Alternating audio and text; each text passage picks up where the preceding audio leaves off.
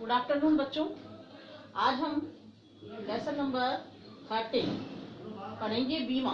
और बीमा में अभी तक जो हम पढ़ चुके हैं वो हमने पढ़ा था बीमा के विभिन्न स्वरूपों के बारे में, है ना। विभिन्न प्रकार के स्वरूप, उसके कौन कौन से बीमा हैं, जीवन बीमा, अग्नि बीमा, इनके बारे में आप पहले ही पढ़ चुके हैं। आज हम पढ़ेंगे बीमा के उद्देश्य क्या हैं।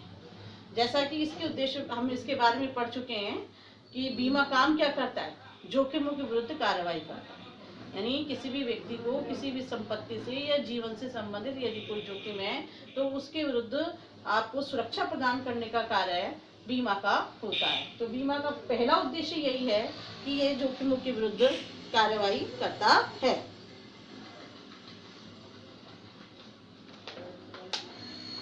जोखिमों के विरुद्ध निश्चितता प्रदान करना।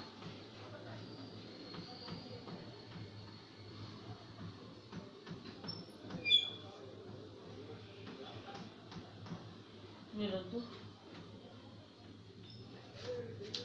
निश्चितता।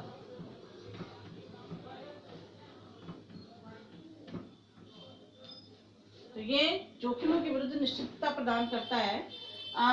बीमा का मूल उद्देश्य क्या है? जोखिमों के विरुद्ध निश्चितता प्रदान करना, हानियों को कम करना और व्यवसाय में जितनी भी अनेक जोखिम होती हैं या जीवन से संबंधित जितनी भी जोखिम होती हैं उनको कम करना ये बीमा का मुख्य उद्देश्य होता है।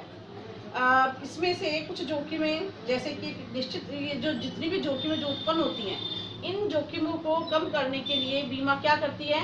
एक निश्चित प्रतिफल प्रीमियम के रूप में बीमित से प्राप्त करती है और उसके बदले में उसकी उत्पन्न हुई जोखिमों के विरुद्ध उसको सुरक्षा प्रदान करती है।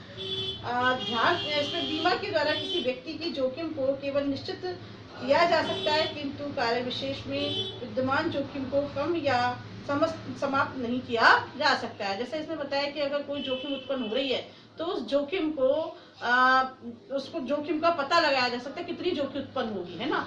उसके लिए उसको सुरक्षा वो प्रदान कर सकती है, लेकिन जोखिम को कम नहीं कर सकती है, ना ही वो पूरी तरह से जोखिम को समाप्त कर सकती है। तो पहला काम, इसका पहला उद्देश्य क्या हो गया? जोखिमों के विरुद्ध कार्रवाई, यानी जोखिमों के लिए निश्चितता प्रदान करना, सुरक्षा प्रदान करती है। दूसरा इसका उद्देश्य क्या है? सुरक्षा प्रदान करना, सुरक्षा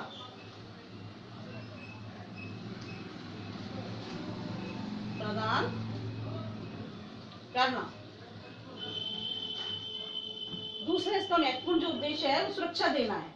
ये बीमा का काम होता है, बीमा कंपनी का, कि किसी व्यक्ति या संस्था को जो अगर वो हानि उसको उत्पन्न होने की आशंका है तो यदि वह उस आशंका से बचना चाहता है, उस समस्या से निदान पाना चाहता है, तो बीमा कंपनी के द्वारा बीमा करा सकता है और बीमा कराने के पश्चात वह निश्चिंत हो सकता है।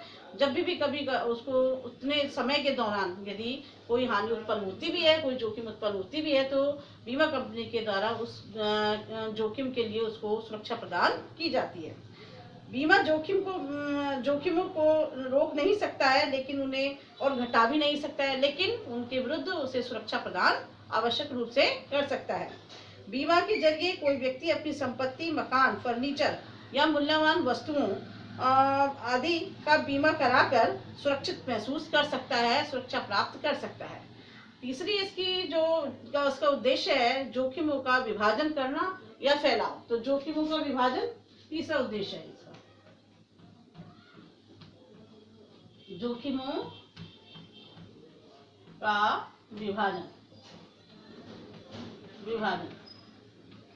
अर्थात जो जोखिम उत्पन्न हो रही है उस जोखिम को दूसरे लोगों में, जो एक समान जैसे जोखिम जिनको हो रही है वे सभी लोग बीमा कराते हैं, और तब जब उनमें से किसी एक व्यक्ति को या कुछ लोगों को अगर जोखिम उत्पन्न होती भी है तो उनकी जोखिमों को दूसरे लोगों में भी बांट दिया जाता है और उनसे ही उस जोखिम को वहन करने के लिए राशि प्राप्त की जाती है।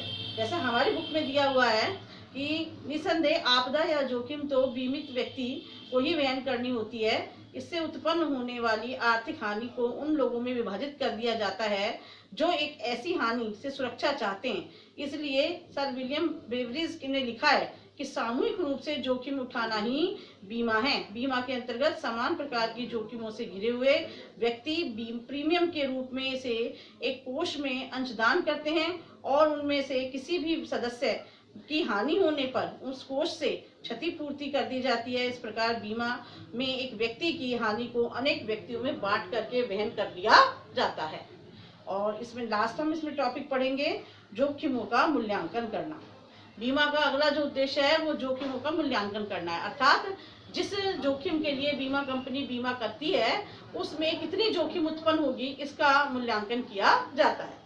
जैसे मूल्यांकन कैसे किया जाता है, जैसे किसी व्यक्ति ने अपनी दुकान का बीमा कराया और रखे माल का अगर वो बीमा करा रहा है तो बीमा कंपनी के लोग उसके आसपास के एरिया का निरीक्षण करते हैं कि आसपास में यदि पटाखों की दुकान है तो जोखिम की संभावनाएं अधिक है, या फिर पेट्रोल पंप है तो भी जोखिम की संभावनाएं अधिक है। ऐसे ही लूज वायरिंग है या इस तरह की या वहाँ पर लकड़ी का काम अधिक मात्रा में है या कर्टेन्स बहुत अधिक मात्रा में उपयोग किए जा रहे हैं, ये सभी जोखिम अधिक मात्रा में उत्पन्न करते हैं। तो इन सब चीजों को ध्यान में रखते हुए प्रीमियम का निर्धारण किया जाता है। तो पहली बात यह है कि जब किसी वस्तु का या व्यक्ति का बीमा किया जाता है तो उससे कितनी जोखिम उत्पन्न होगी ये निर्धारण किया जाता है, उसी के आधार पर प्रीमियम का निर्धारण किया जाता है। बीमित के जोखिम का मूल्यांकन और निर्धारण भी करता है। बीमाकर्ता कई घटकों पर विचार विस्तार से करता है और संभावित हानि को आंकता है। उसके अनुसार बीमित के अंशदान को निर्धारित किया जाता है, अर्थात उसकी प्रीमियम का निर्धारण किया जाता है। जोखिम की मात्रा के अनुसार ही प्रीमियम की राशि तय की जाती है। अनुसंधान करना बीमा का और अगला जो उद्देश्य है अनुसंधान का है, कार्य का है। अनुसंधान से अभिप्राय है कि नए नए क्षेत्र जो जोखिम जिनमें उत्पन्न हो रही हैं उनसे संबंधित उनका पता करना और उनके लिए नई पॉलिसीज प्रारंभ करना, ये इसका अनुसंधान संबंधी कार्य कहलाता है। बीमा का उद्देश्य बीमा के क्षेत्र में अनुसंधान करना है ताकि ग्राहकों की परिवर्तित आवश्यकताओं के अनुसार उनकी बीमा योजनाओं में बीमाकर्ता परिवर्तन कर सके। बीमाकर्ता हानि के कारणों के अनुसंधान पर ध्यान देकर भावी हानियों को रोकने के लिए प्रयत्नशील होते रहते हैं। और लास्ट इसका टॉपिक आता है अनुसंधान करना। ये 2 बार हमको दिया हुआ है तो इसमें 5 ही बातें हैं, जैसे इसमें मैंने 3 लिखी हुई है। 4th है जोखिमों का मूल्यांकन करना,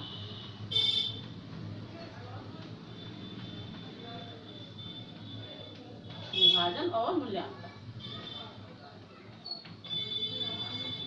जोखिमों का मूल्यांकन, और लास्ट है अनुसंधान।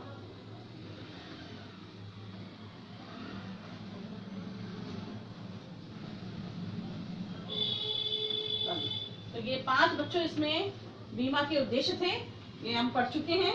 और जब नेक्स्ट टाइम मिलेंगे तो हम बीमा के सहायक जो उद्देश्य हैं कौन कौन से हैं उनके बारे में अध्ययन करेंगे। तब तक के लिए नमस्ते बच्चों।